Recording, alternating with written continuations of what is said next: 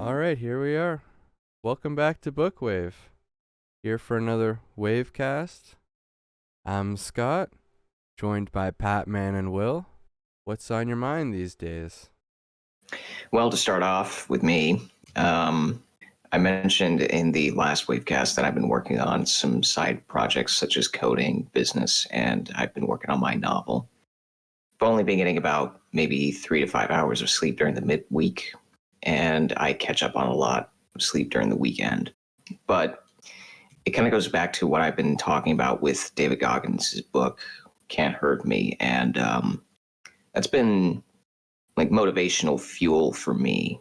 And I guess that's the reason why I've not been getting enough sleep because just the work alone is enough to keep me going and just stay on track of things and kind of filtering out the things that are not important, kind of like putting stuff in a little strainer and just shaking it and figure out which ones are left and you can use those.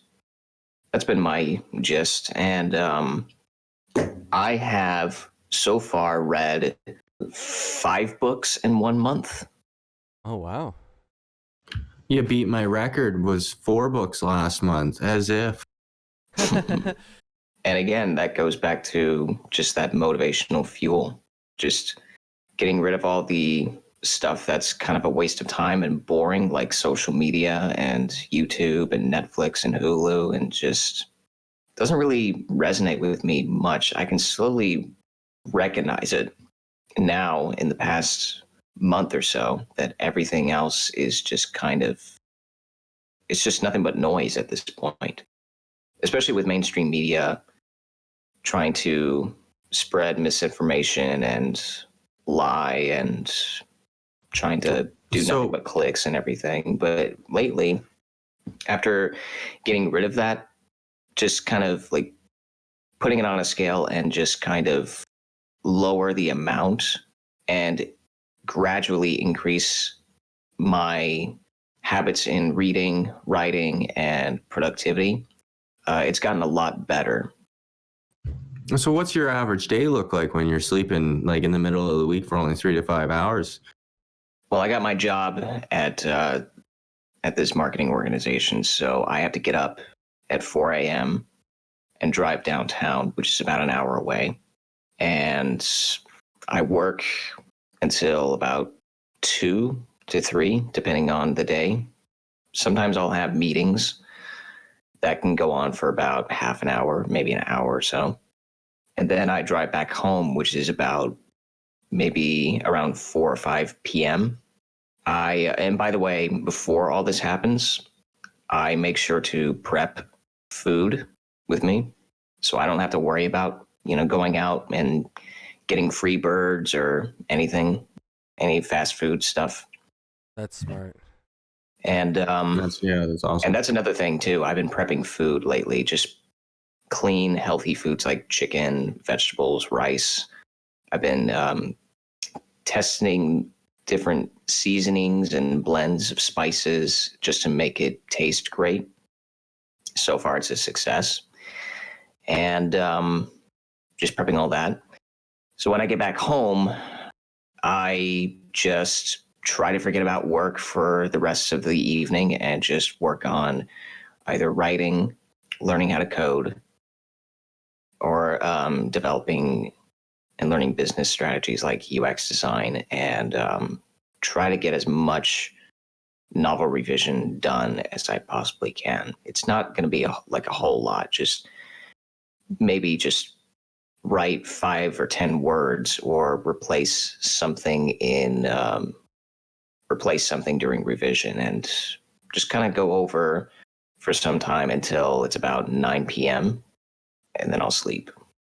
So you're getting better like 9? Yes. And here's the thing. While I'm going through all that, going through this entire schedule, I try to pay attention to what's critical and try to, again, filter out things that are just noise or just something that I can handle later. It's what Elon Musk described when he's working at Tesla or Neuralink and everything. He looks at his schedule and the list of tasks he has overall, and he tries to filter out what's important. And he also mentions time, which is try to figure out how much time it'll take to work on those critical tasks. And that's what I've been doing. And the way I do it is after I look at a critical task, I'll put like a little timer on and just focus as much as I can. And then once I'm done, I'll log in the time that it took me to complete that task. I'll just not log it into my little notebook and everything. And it's actually worked so far. And by the way, I mentioned before about bullet journaling, and lately I have not been able to find a reasonable style of journaling that is effective for me until recently, that I discovered like a role-playing bullet journaling method. If many of you have played role-playing games like Dungeons and Dragons or any kind of fantasy video game that involved role-playing skills and statistics and everything, this is what I've been doing lately. I saw you putting your updates on the path in the Akira chat, and I'm like, oh, that looks kind of neat. Gaining experience, filling your health bars and all that while you're working out. Pretty interesting. Yeah. Yeah, and also keeping in mind the kind of like the failures that go along with it. Like one failure specifically that I put in is if the health bar, I should probably, let me step back a little bit. And this is how I structure this bullet journal. I put in the date and I put in the level that I'm currently at, plus the amount of health points that I have. On the left side, I have the musts, which are these critical tasks that I need to get done. And next to it, there's like a little box where I put like a little negative sign for every task that I have not completed at the end of the day, that I failed to live up to. Every time that happens, my health points go down. If my health goes all the way down to 0, I will not be able to gain any experience points for the next 7 days, and I have to start over. This is not like an Iron Man scenario where if you are at level 10, for example, and you failed every task for a day, you go back to level 1. I'm not doing that. I'm simply just allowing that kind of failure to resonate with me to keep me on point. So I don't have to shrug it off and say like it's nothing, I can just, do it tomorrow or whatever. It's just something that'll keep me on my toes and just keep moving forward. That's really cool. And then the other things that I've added are the dailies, which are these, they're kind of just like your normal habits that you're slowly developing, like, just remember to take out the trash, or remember to do some journaling at the end of the day, or anything like that you want to slowly develop over time. Kind of like increasing your fishing skill in RuneScape. Yeah. Heck yeah. And then the other thing is the check-in, which is where I log in my number of hours of sleep that I've gotten, the number of pages that I've read, words written. I use an app called Forest, which is an app where you grow your trees. You can grow different kinds of trees, and you let it run in the background. And if you run an app on your phone that you shouldn't, say Facebook or whatever, it'll give you a warning saying that your tree is going to die if you continue to run Facebook or any kind of app that you shouldn't. Otherwise, it'll die. So I just have that running in the background. And at the end of the day, I'll log in the number of trees I've planted. I think on average, I get maybe somewhere between 4 and 12 trees a day. That's hilarious. Yeah.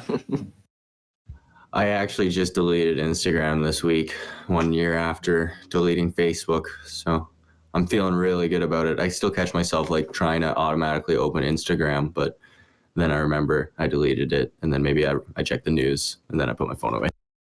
Yeah, that's the other thing too. I mean, I still have it on my phone, but I don't really open it much anymore because I don't like to compare myself to other people on Instagram. That's just like a little psychological aspect where you see all these different people with their own lives. And when you compare their lives to yours and realize how much progress you've gotten, it kind of diminishes your spirit in a way.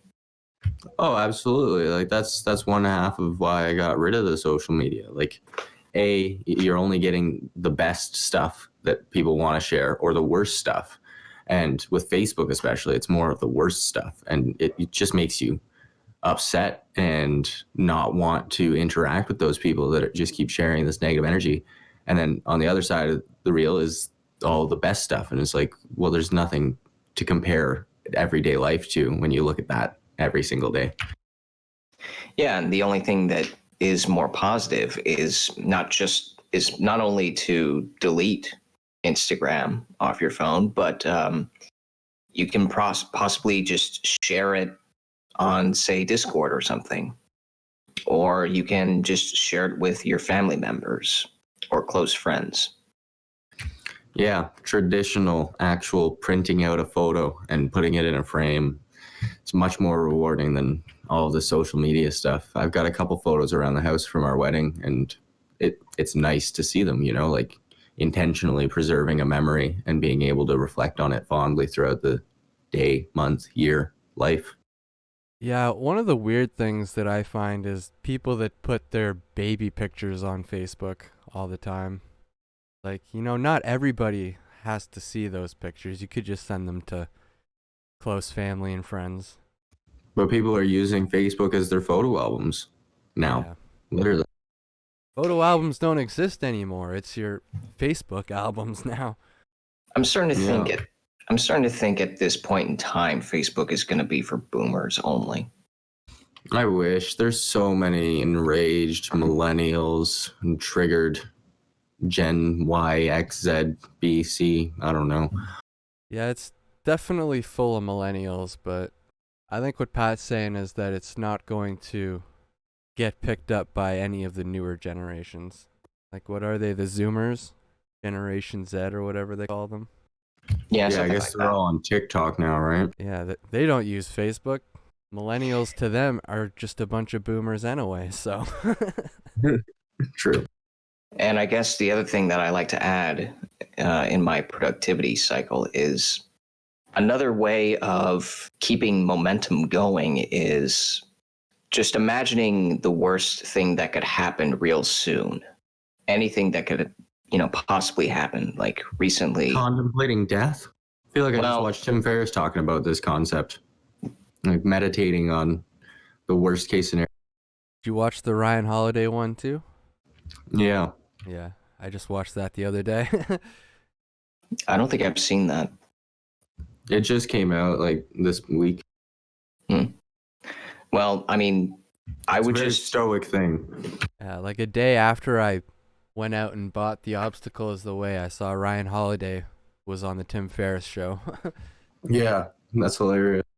But I would just think about the worst thing that could happen in the near future and try my best to actually get as much done as I can, because I know I'm not supposed to think about the future that much, but when you've been going through a life where you haven't really accomplished much and you think about what you have right now, you could think about where you would like to see yourself. And when you have that picture, you can have another picture right behind you, which is the worst thing that could happen. And it's slowly catching up to you, whatever that might be. And so the only thing that you can do to reach that one picture that you would like to see yourself is just simply moving forward. Yeah, that's textbook heaven and hell, something to get towards and something to run away from. That is good motivation, philosophy, psychology. You are executing good, sir. And I don't like to talk about it so much because it's all hyped up in the news right now, but I've been following what's going on with the COVID-19 virus and how it's gotten out of control. I don't like to use that as an example, but lately I'm just thinking about sometime next month it might get worse, and I'm just using that as a drive to just keep doing what I want to do. I hear you, but like it is basically a flu, and your immune system would totally kick its ass, Pat. So I don't know if that's a good one, because I would bet on you all day to win against that virus. Yeah.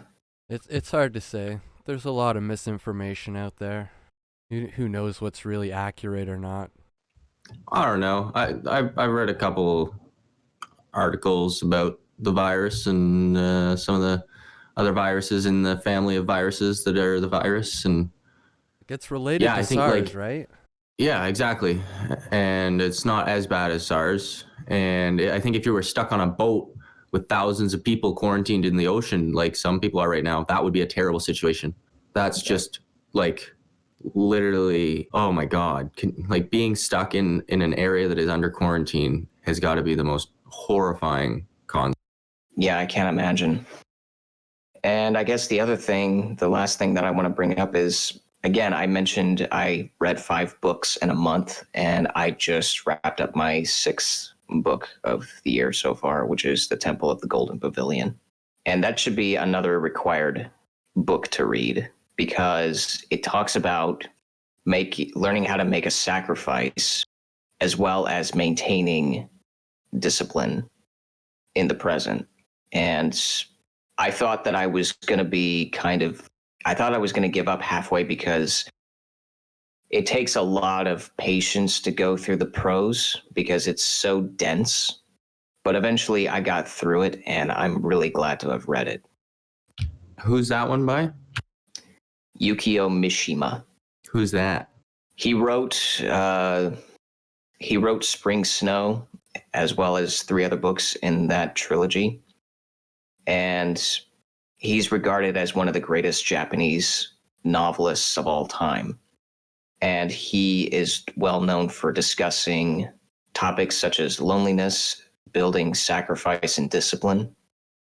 And he was very passionate about the samurai and developing a certain type of duty to maintain your honor in your country.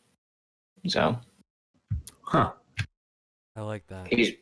He's right up there next to Haruki Murakami and a few other authors. So I've heard about all of the different productive things that you've been doing and some of the cool habits that you're working on and the trackers you've got. And I'm wondering, like, what is your take on your spirituality side of things and your self-care side of things, if those are intertwined for you or not? Like, do you have a routine for being at peace or grateful, or you know what I mean? Some sort of process that's uniquely yours that kind of fills your energy bar? Well, I'm still working on that, because there are still some moments where I get flustered and stressed, but it's mostly due to just past events, and I'm learning to become aware of what it is when it's happening. And it's just all a matter of just making peace with it and just coming back to the present moment. And I've actually printed a little daily prayer in my office, and I have it on a frame hanging up on my wall. And I got it. Really? I got it for Christmas, actually. What one is that? Do you mind sharing? Yeah, it's a daily prayer. I think I posted it in the path, but it simply says, I bring honor to my heart. I bring courage to my deepest questions. I bring respect to my true nature, and I bring compassion to the collective. May spirit energize what we take toward love, truth, and joy. Thank you for all the gifts of this unfolding wisdom and beauty. So be it, so it is. So that's the little daily prayer thing. Very nice. What do you think, Scott? I got nothing like that going on these days, but just kind of getting into the groove of working out every day, meditating every day, recovering from the affliction of winter. Oh, winter. Oh, winter. You mentioned that you finished a trilogy, right? Yeah, The Three Body Problem? the Three Body Problem, Death's End, and the Dark Forest. How was that? The Remembrance of Earth's Past trilogy is what it's called. And yeah, it was really good.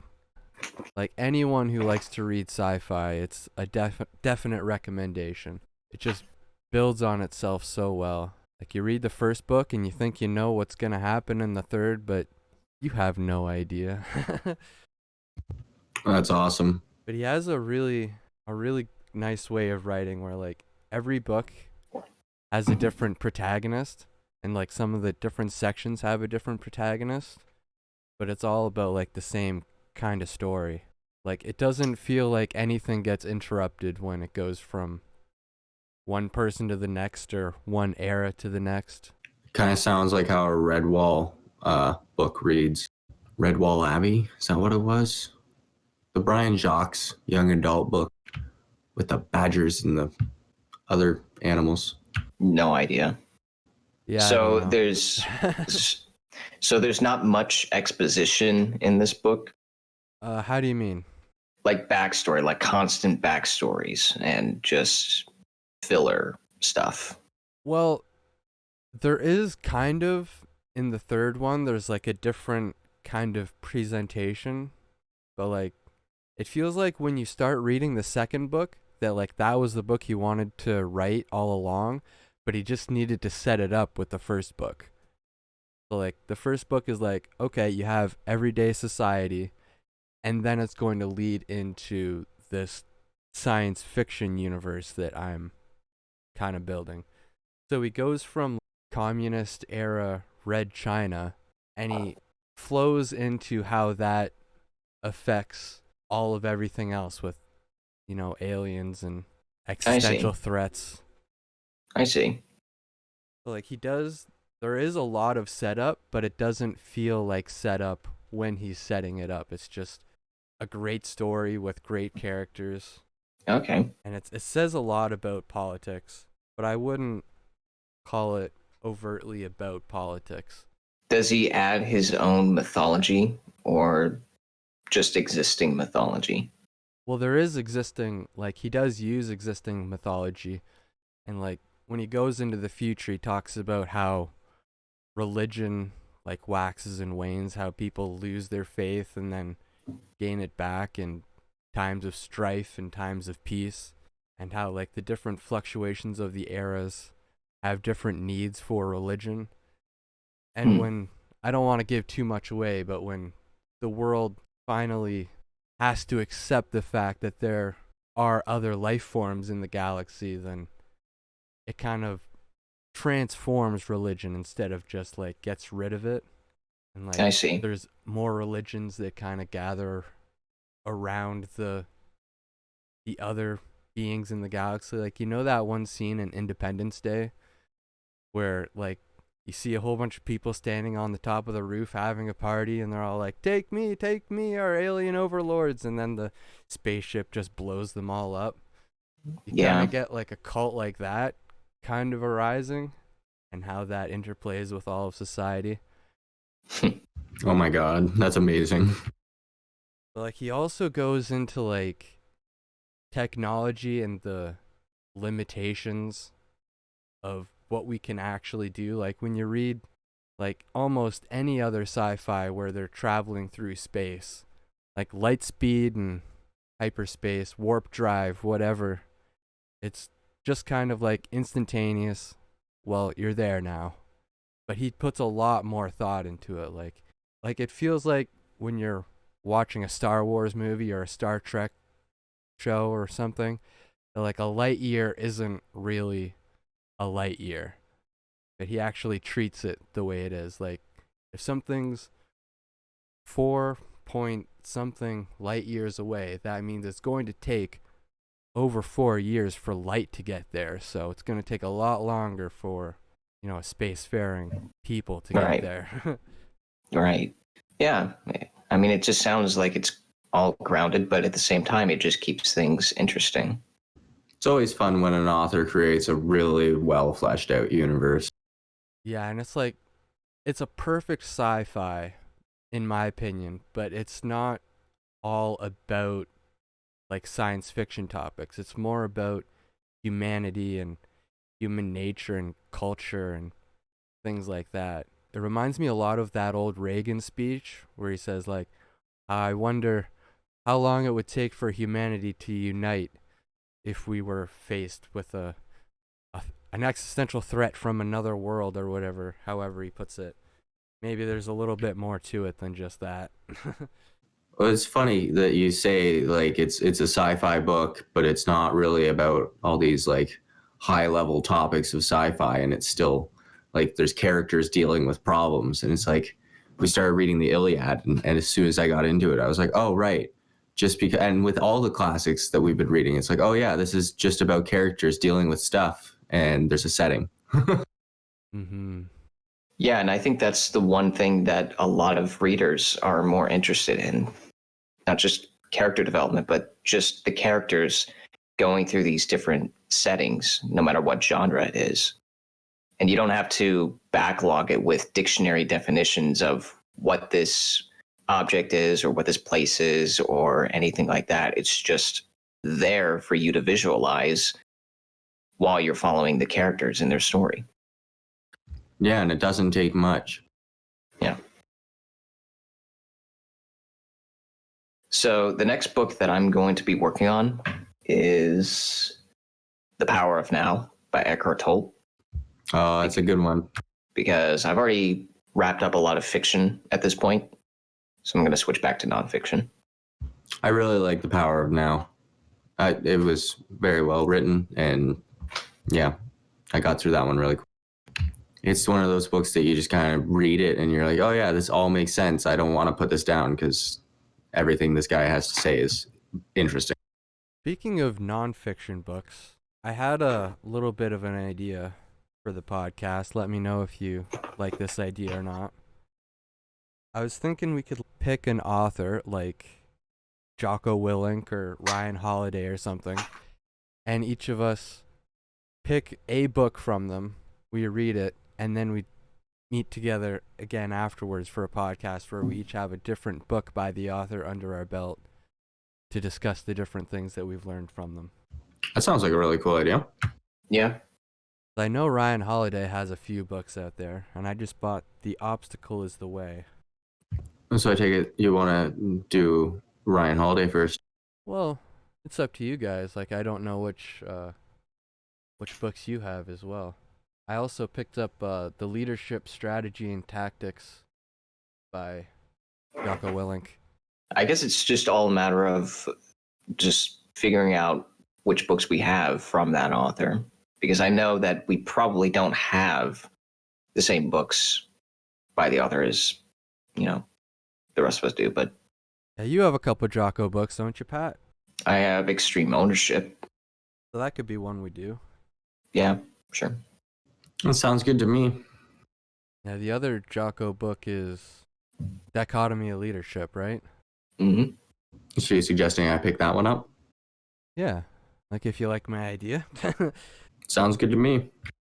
And plus, those authors like Jocko Willink offer the same subject, but told differently, like leadership.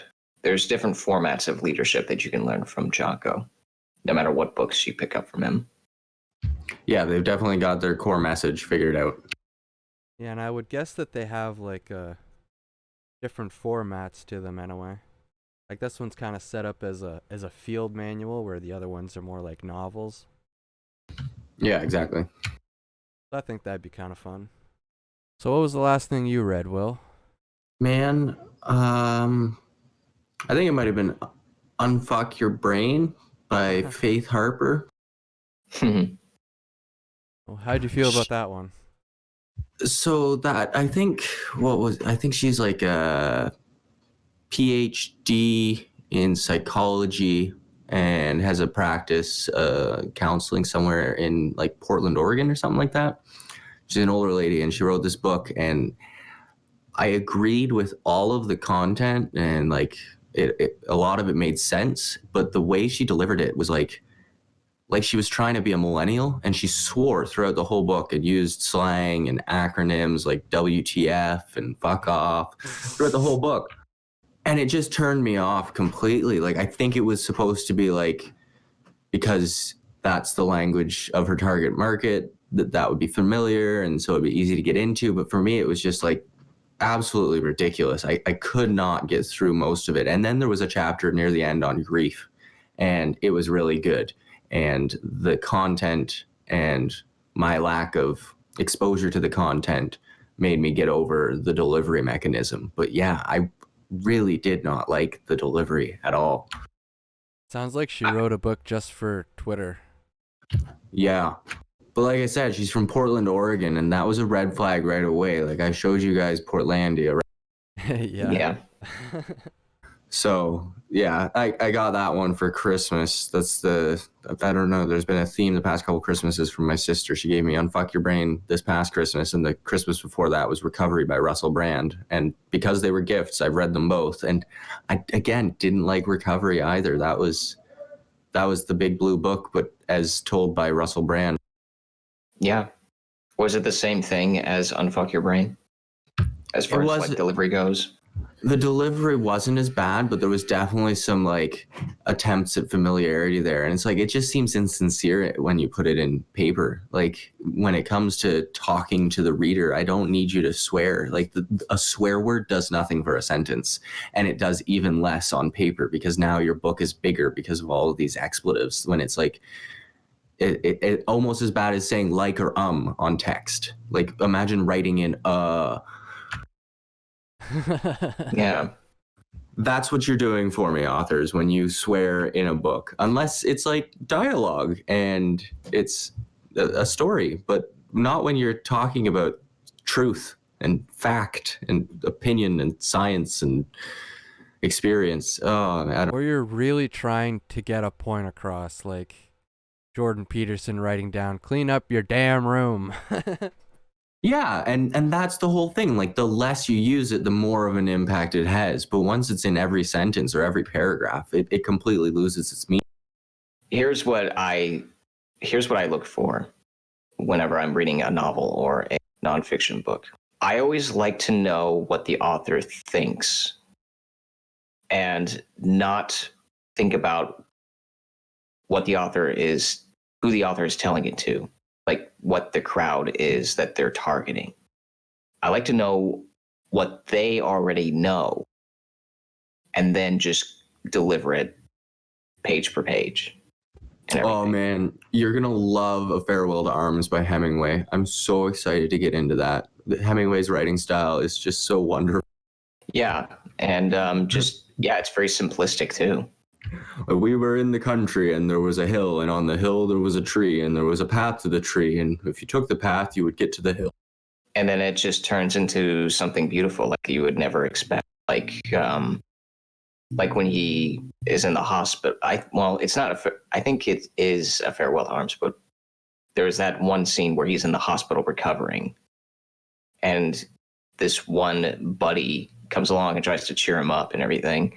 It's very like, when you read that passage, you would think it's kind of like, okay, sure, it's very down to earth. There's nothing exciting about it. But when you think about it, when he tells it in a first person point of view, it almost sounds mystical. He does have such a great way of telling a story. I really enjoy it. I'm looking forward. Yeah. Yeah, that just says something about older books versus newer books. Like in that Tim Ferriss podcast, they talked about how they would always gravitate towards older books as compared to newer books. I think it was just harder to publish a bad book the older you get, right? Like the crap, like time is the perfect filter. Yeah, these days especially just have, like, I'm looking through my email notifications and it's just like, oh, the top 10 books of the year.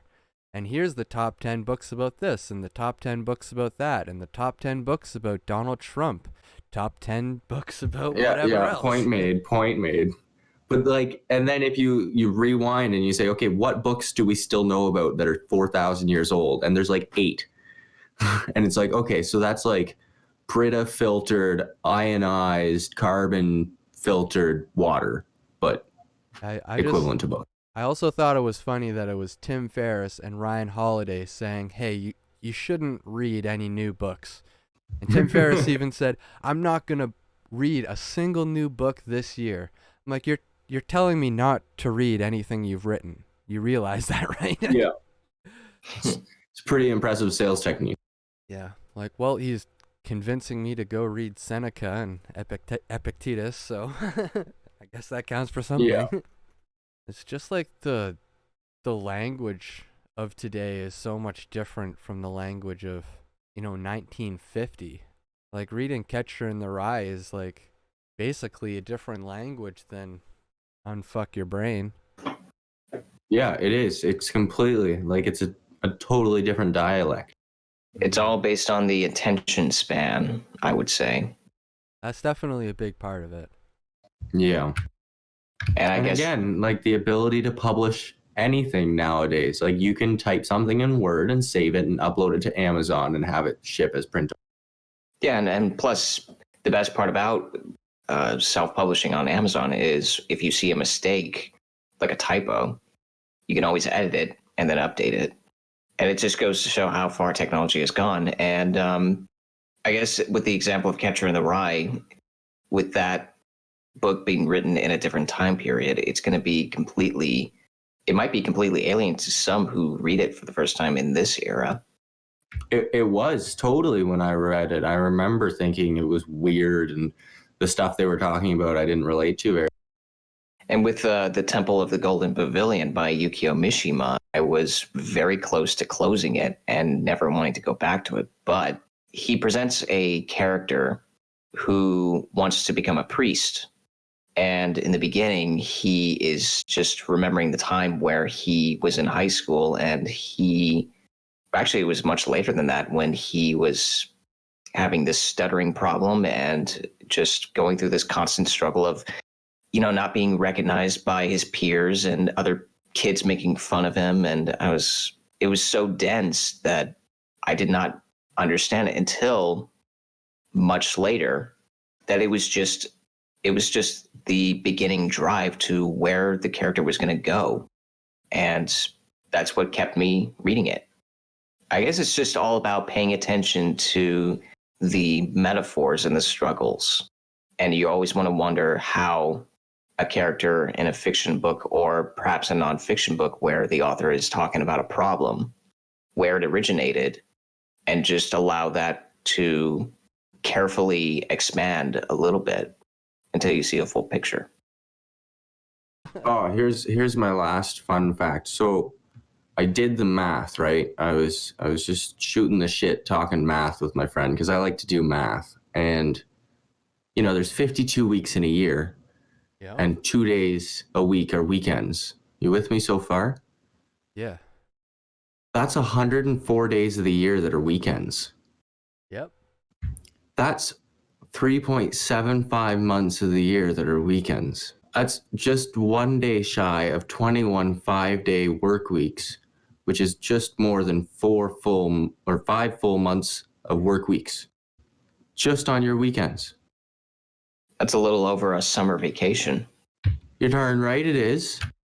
Now, funny you should bring that up, Pat. Just to begin with, you've got a little under 4 months of the year as weekends. Add on to it spring break, summer break, and Christmas break. You're at like over 6 months of the year our time off for students and teachers. Yeah, that's pretty rad. And they're still freaking striking. That's where you're going with this. Okay. I was like, what's your conclusion here? Are you saying we should just cherish our time, or quit bitching, or no, quit striking? There's a lot you can take away from the fact that 104 days of the year are weekends, and people say they don't have time to do anything on their weekends. And it's like, okay, well, that's a third of the year, and half of the year is time off for teachers, and they're striking. Like, come on. You are off every other day of the year. Yeah, but they have to deal with all the fucking shitty kids that everybody's making. Maybe grading papers and... I say, I have an idea. Let's just replace them with robots. I don't like this idea. We'll give every kid a Google and an Alexa and a Siri. And if between the three of those smart ladies, they can't get the answers to all of their grade 1 through 8, so God help. Well, I mean, it would be pretty good for, public schools, because a lot of people are dropping out, or they probably can't afford to go to school and are relying on the internet, online courses, and self-education. I say we just completely electronize. That's not a word. That's not a word. Just switch to automation. Onlinerate the whole thing. Onlinerate. How about digitize? Oh, that would have been a great first try. Electronize. We'll just have one class, grade 1 to 8. No, kindergarten, junior kindergarten, senior kindergarten, grade 1 through 10. One teacher, a computer, a tablet, a Google Home, and an Alexa for every child. And all of the courses will be online. And we'll have, like, remember Smarter Child from MSN? He'll answer questions for people. What about Clippy? And Clippy, yeah. So Clippy and Smarter Child will answer their questions online. And if they can't answer it, and Alexa and Google and Siri can't, then that one teacher will be there to help. And that teacher will have to have a PhD in every subject. What could go wrong? And they can use a Twitch stream chat bot box thing to communicate with the teacher. The teacher will be at the front of the class streaming, and they'll have a phone that they can communicate with the teacher on the stream. Well, a possible problem there would be that the teacher was a dedicated neo-Nazi or a Marxist. I mean, we're going to have like some sort of interview, like an initial hiring interview. Yeah, but who gets to decide? That's the thing. We'll get a group of philosopher kings together. We've already tried this. It doesn't work. We've been trying for 2,000 years and we can't get a philosopher king. It only worked once. Have we been trying for 2,000 years, or have we been trying for like maybe 5 years, spread out over the course of 2,000 years with a whole bunch of wars and diseases to kind of interrupt that flow? Well, I think wars and diseases are just things you're going to have to take into account. Like they're going to be constant. So we need a philosopher king that works around all of those. Like we just discovered the brain in the last century. Like, cut us some slack. How about this?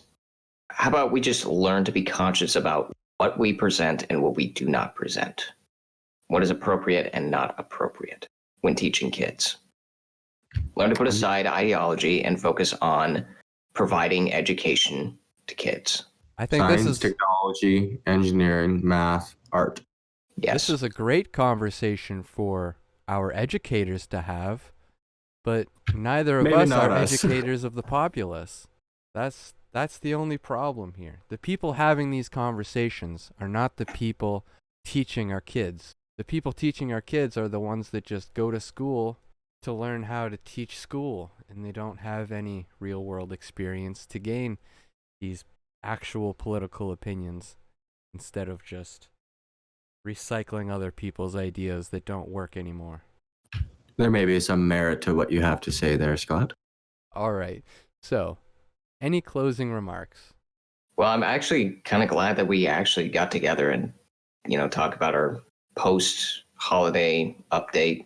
I know we've done something like that before already. Just, keeping track of things and just getting together and talking about it. So that's good. For those listening at home, Iliad is coming soon. Video will be uploaded soon. And we got more books to cover. And we have a website. Yeah, check us out at bookwave.club. And may the force be with you. Or equal to mass times acceleration. Poof, poof.